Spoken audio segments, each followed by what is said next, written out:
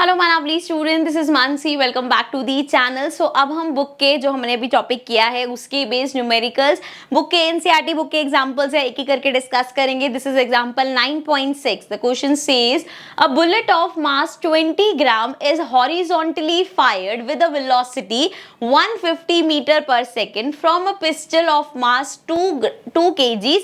What is the recoil velocity of the pistol? अभी हमने discuss किया था रिकॉइल वेलोसिटी किसकी बात कर रहे हैं, जो पिस्टल बैकवर्ड आती है उसकी वेलोसिटी की बात हो रही है यहाँ पे। सो स्टार्ट करते हैं अपना क्वेश्चन।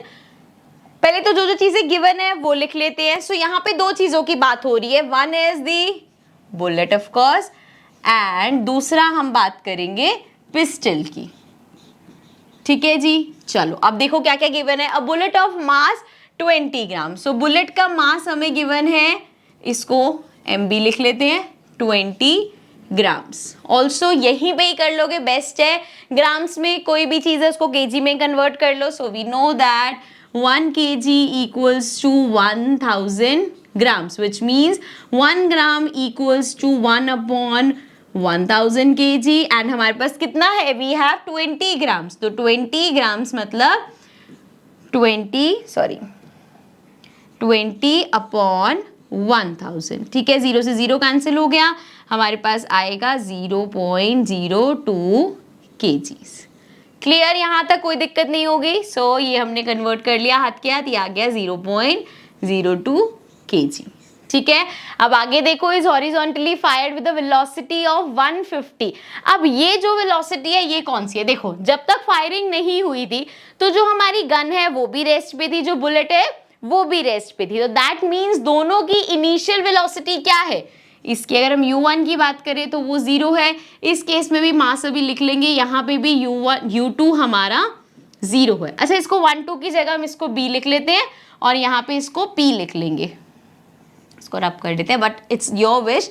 ऐसे जरूरी नहीं है कि मैंने अगर कहा p लिख लेंगे तो आपको p लिखना है। रब क्यों नहीं हो रहा, हो गया। सो ये हो गया UP। ठीक है जी, क्लियर यहाँ तक। अब हमें जो वेलोसिटी गिवन है that is velocity of the bullet जिससे उसको फायर किया गया। So that is 150। ठीक है, 150 है ना, metre per second.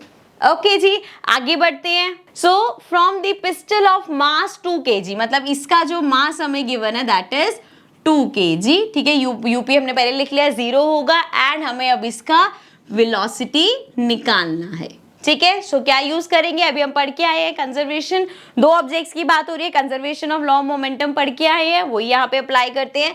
So now we know कि आई विल राइट, अच्छा पूरा यार ये आप लिख लेना, according to law of conservation of mass blah blah. So आप वो पूरा लिख के हम क्या लिखते हैं, m1u1 plus m2u2 equals to m1v1 plus m2v2। Correct. अच्छा, यहाँ पे कुछ लोग आपके स्कूल में या टीचर्स ऐसे भी करा सकते हैं कि जब हमें पता है कि इनिशियल वेलोसिटी 0 है तो वो ऑलरेडी आप ले सकते हो, ये इक्वल होगा 0 के।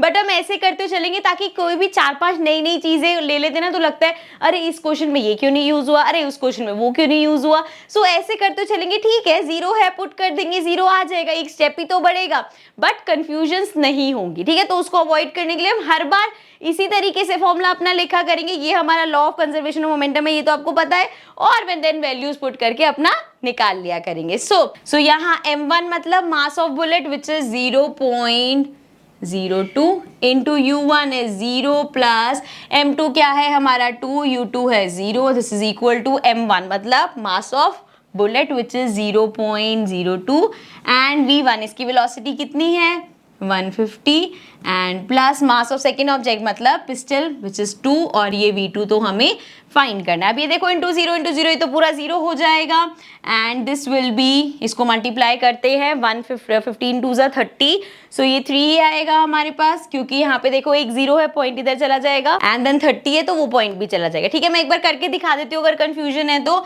हम यहाँ पे मल्टीप्लाई कर रहे हैं 150 को 0.02 से। आई नो ये बहुत बेसिक है बट फिर भी मैं चाहती हूँ आपको कोई कंफ्यूजन ना रहे। सो 2 इंटू 0 इज 0, 2 5 10 एंड देन 2 1 ज़ 2 प्लस, तो ये आ गया 3, यहाँ पे अगेन ये सब 0 0 0 0 ही रहेगा ना, तो हमारे पास आ गया 300। अब देख लो 2 डिजिट पहले यहाँ लगेगा तो ये 3 आ जाएगा, ठीक है। बहुत बेसिक है बट ऐसी गलतियां हो जाती हैं, 0.3 लिख देंगे, 30 लिख देंगे तो उसमें सारा क्वेश्चन का बेड़ा गर्क हो जाता है कि करा सब है, आता सब है, लेकिन कैलकुलेशन जरी सी मिस्टेक करके आंसर गलत ले आए। सो ये आ गया 3 प्लस 2v2। अब यहाँ 3 है, उधर जाके -3 हो जाएगा एंड यहाँ पे है 2v2। अब v2 हमें निकालना है, 2 यहाँ मल्टीप्लाई हो रहा है, इधर जाके डिवाइड हो जाएगा, तो v2 हमारा इक्वल हो गया -3 अपॉन में 2। सो 2 इंटू 1 ये हो जाएगा 1.5 माइनस का, तो वेलोसिटी मतलब हमें जो पूछा है recoil velocity that is -1.5। Now again there is an interesting thing, ये नेगेटिव क्यों आया है?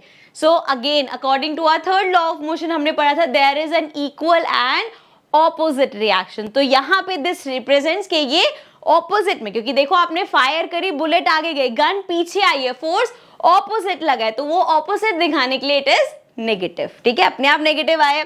सो this was our example number 9.6। I hope this is clear, क्योंकि इस टाइप के क्वेश्चन एग्जाम में आ सकते हैं, ये गन बुलेट वाले इंपॉर्टेंट क्वेश्चन है, इसको आप ध्यान से कर लेना। अभी शायद एक दो और भी आएंगे, सो हम उसको भी करेंगे तो आपकी और क्लैरिटी हो जाएगी। Now will move to the next example which is 9.7 but in the next video. So I see you in the next video, till then take care and bye bye.